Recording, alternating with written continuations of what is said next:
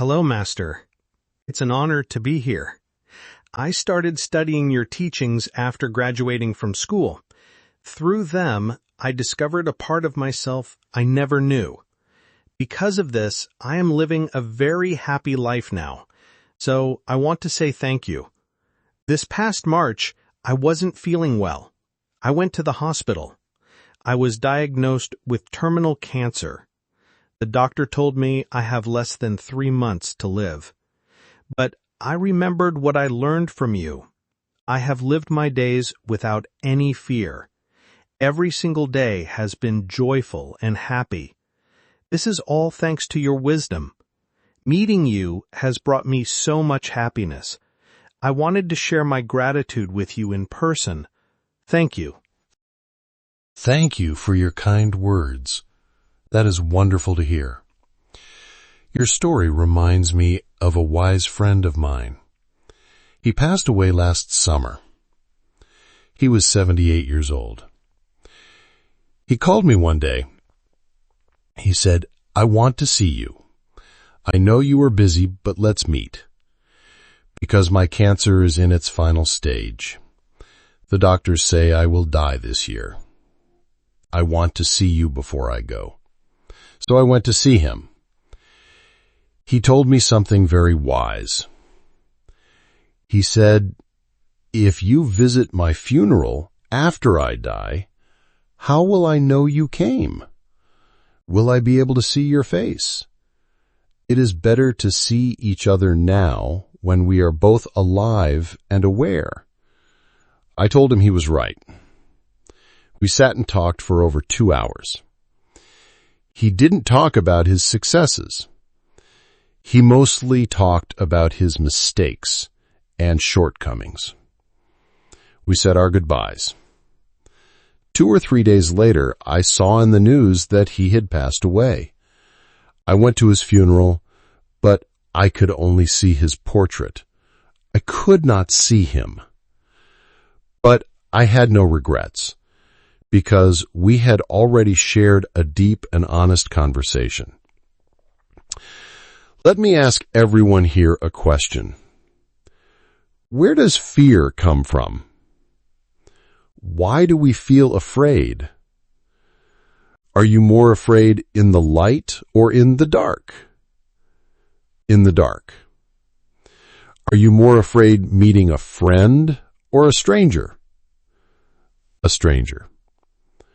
Are you more afraid going to a place you know or a place you don't know? A place you don't know. What does this tell us? Fear is not about a specific place or person. Fear comes from not knowing. Fear is born from ignorance. And what is the biggest thing we do not know? It is what happens after we die. No one has come back to tell us about it. So because we don't know, we feel fear. To calm this fear, people created stories. Some say you go to a good place, a heaven. Thinking you will go to a good place is comforting, isn't it? We don't need to argue if it's true or false. The idea itself brings comfort. Ancient people in India had an even better idea. They said, "You will be born again." This is a powerful idea. If you go to a good place, you are still gone. But if you are reborn, we can meet again. This is why in that culture, people don't mourn for a long time. They believe their loved ones will come back soon. These stories about heaven or rebirth exist for one reason. They exist to comfort our fear of death. But let's look at nature. When a leaf appears in the spring, what must happen to it? It must fall in the autumn. Has anyone seen a leaf that never falls? Anything that is born must one day die. This is simply the way of nature. If you understand this, there is no reason to be overly happy about birth, and there is no reason to be sad about death. In truth, there is no such thing as birth or death. When something we don't see appears, we call it birth. When something we see disappears, we call it death. The person themselves did not begin or end. The true nature of existence does not change. Think about water. Water can freeze and become ice. Then the ice can melt and become water again. Only the form has changed. The essence is still the same. When you truly understand this, you are free from the fear of death. This is what it means to overcome death. It does not mean your body will not die. It means your fear of death is gone. Many great teachers in history faced their end this way. They faced great trials and pain, but they had no fear in their hearts. Their bodies died, but their spirit, free from fear, was not defeated. This is a kind of spiritual resurrection. You, my friend, have done the work. You studied the wisdom and faced your own mortality. Now, even when you know death is near, you can come here and express thanks. This is remarkable. Let me share one last thought. Many older people tell me, I wish I could die peacefully in my sleep. This sounds nice, but it is actually a very selfish thought. Imagine waking up in the morning to find your mother or father has passed away. That is a huge shock for a child, a trauma that can last a lifetime. If you truly love your children, it is better to be sick for a while before you go. I know this sounds strange, but when a parent is sick, the family has time. At first, they are sad and worried, but as time passes, they begin to prepare their hearts. They are slowly letting go.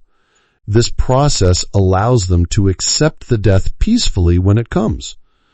When the parent finally passes, the family will be sad, of course, but it will not be a sudden, devastating shock. They have already processed their goodbyes. In the past, people said it took 3 years of sickness for children to let go. But these days, young people are very kind and efficient. They only need about 3 months to prepare their hearts. So, you don't need to suffer for a long time. A little bit of time is a gift.